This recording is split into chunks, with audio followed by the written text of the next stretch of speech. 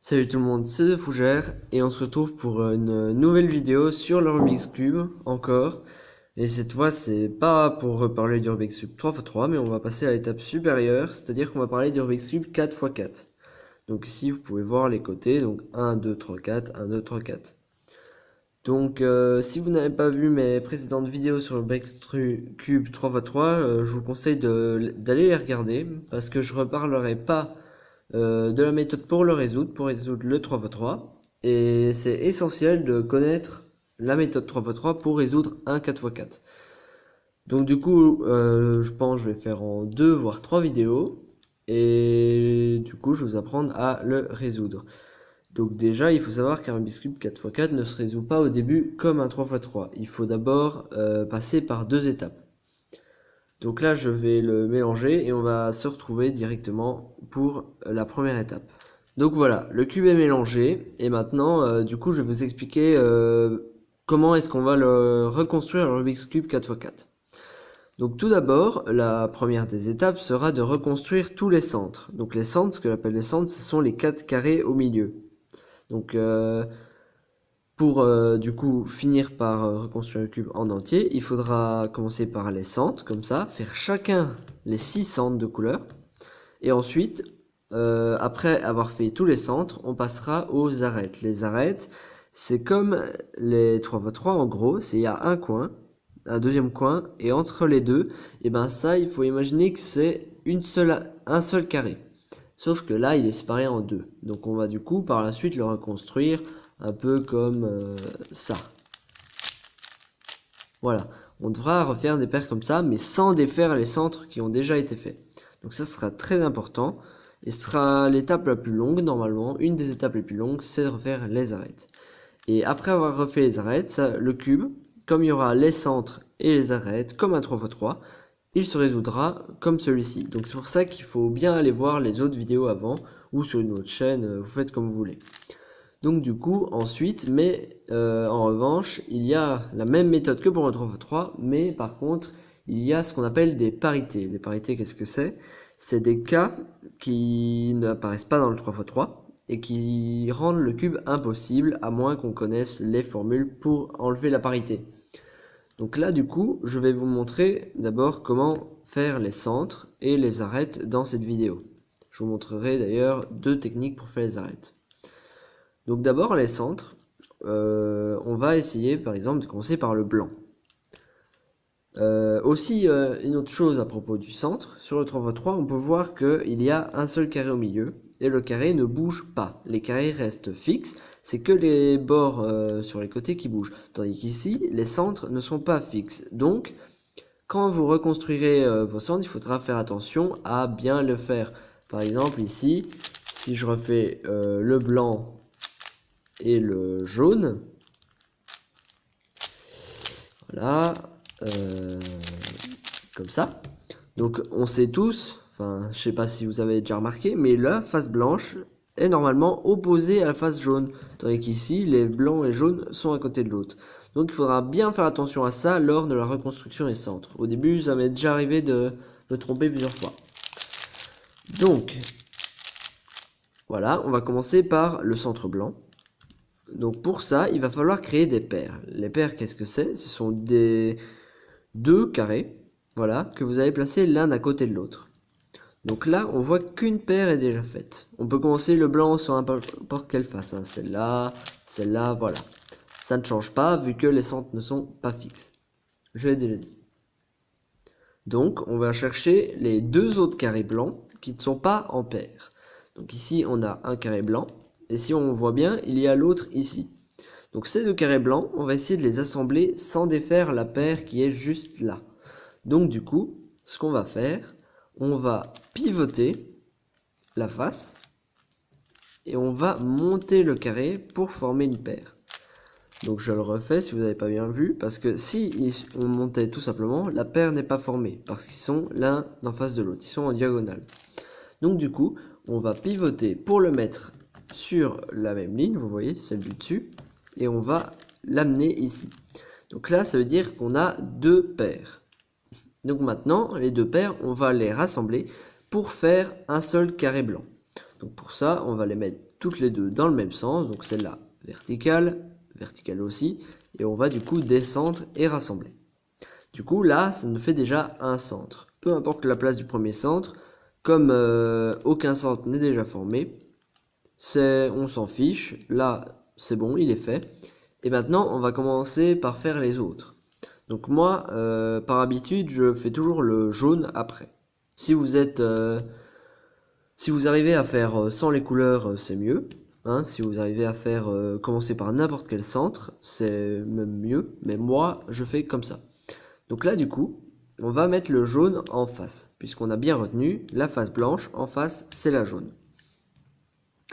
Si vous voulez, attendez, je vais juste aller chercher mon Rubik's Cube 3x3 pour bien vous montrer la comparaison. Donc voilà, j'ai ici mon Rubik's Cube 3x3 et on peut bien voir du coup la face blanche, elle est ici. Et donc le jaune est censé arriver là et non ici comme j'ai montré avant. Sinon le cube à la fin il sera faux et on ne pourra pas le reconstruire. Donc du coup maintenant on va amener la paire jaune qui est ici. Hein, c'est toujours le même principe, il faut toujours faire des paires. Donc là on en a une. C'est pas grave pour ce carré là, hein, si vous voulez vous pouvez tourner et amener celui-là. Mais c'est la même chose.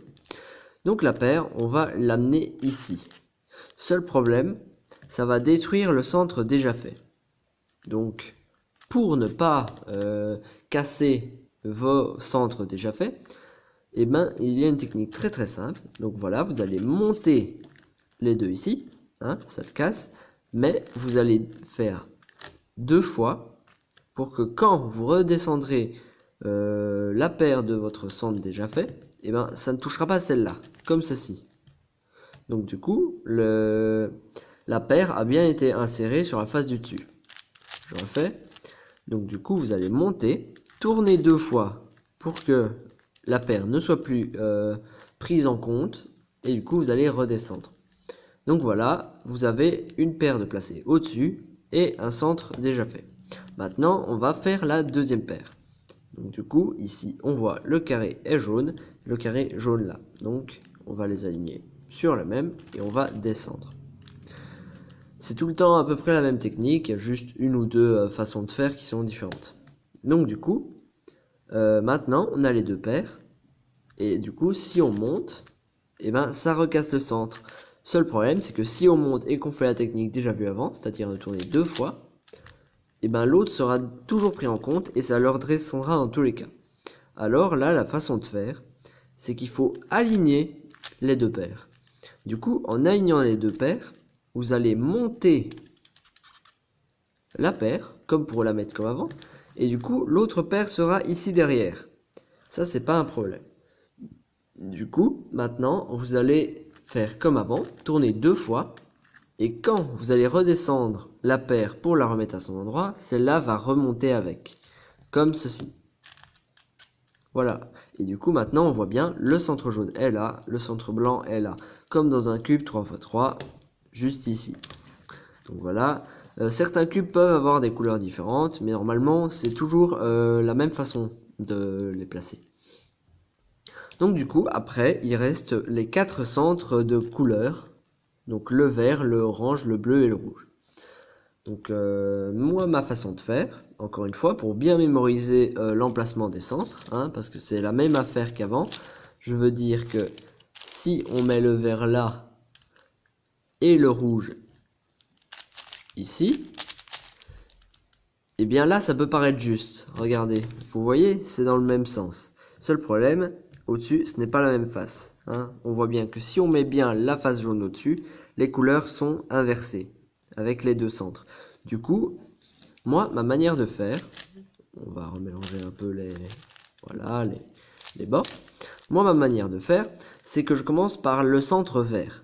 Parce que je sais ensuite comment faire les couleurs. Donc on va faire comme on a fait avant, sauf que cette fois vous voyez ça ne touchera plus, donc c'est comme pour faire un premier centre, les couleurs ne seront pas affectées, donc on n'aura pas besoin de tourner et de faire des techniques pour éviter de séparer nos centres.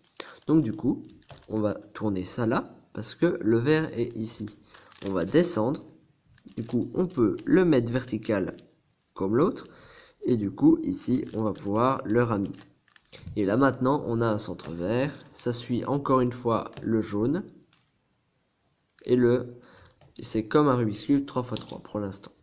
Ensuite, du coup, je sais que si on place la face blanche à gauche et la face jaune à droite, je sais que sous le vert, ce sera la couleur orange.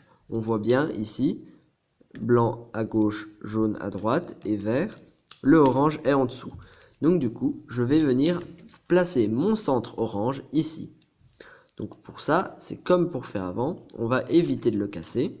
Donc on va la mettre verticale, monter, ça casse notre centre vert. Du coup, on tourne 2 fois, on décale et on redescend. Et du coup, notre centre vert est intact, celui-là aussi, et ceux deux-là sont bien mis. Donc là maintenant, il y a un seul petit point de mie. Donc du coup, on va le mettre à la même hauteur. On va descendre le carré, comme on a fait depuis tout à l'heure, le décaler et le remonter.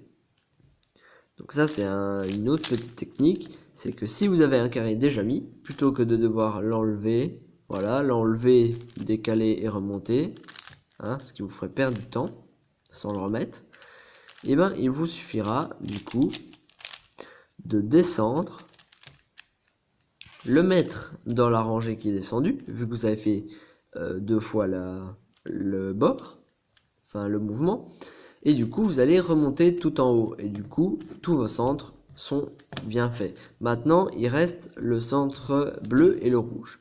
Donc je sais qu'opposé au orange, il y a le rouge, et du coup le bleu est opposé au vert.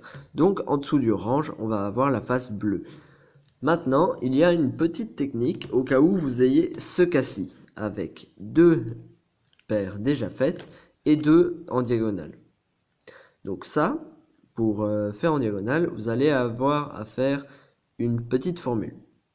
Donc il faut savoir que sur le 4x4, les arêtes du milieu, celle-ci, celle-là et celle-là, et ben elles ont un nom. Par exemple, celle ici, ce sera l'arête de gauche, mais pas à gauche comme un grand G comme on avait déjà fait. Cette fois, ce sera un G minuscule. Donc lorsque vous noterez, vous mettrez un G minuscule, et pour la face de droite, vous avez compris, j'imagine, ce sera un D minuscule. Ici, c'est un H minuscule, et là, un B minuscule, pour bas et haut, droite et gauche, et du coup, l'arrière, on ne l'utilisera pas. Donc du coup, ce que vous allez faire comme petite formule, ce sera celle-ci. G minuscule, avant, et G' minuscule. Et du coup, maintenant, vous aurez 2 paires. Et vous pourrez faire la même technique qu'avant. Donc voilà, les 2 paires. On sait que la face bleue est là et la rouge est là. Du coup, on va monter le bleu parallèlement au bleu, comme pour la face jaune tout à l'heure. On va la pivoter, la décaler et redescendre.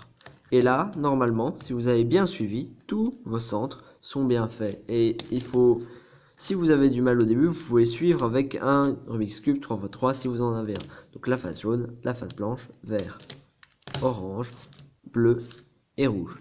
Donc là, tous nos centres sont faits. Donc du coup, dans la prochaine vidéo, je vais en faire 3. Je vais vous apprendre à faire les arêtes. Et dans la troisième, je vous apprendrai à faire les parités. Donc j'espère que cette vidéo vous aura plu. Si c'est le cas, n'hésitez pas à mettre un pouce bleu ou à écrire dans les commentaires. C'était TheFooder, salut!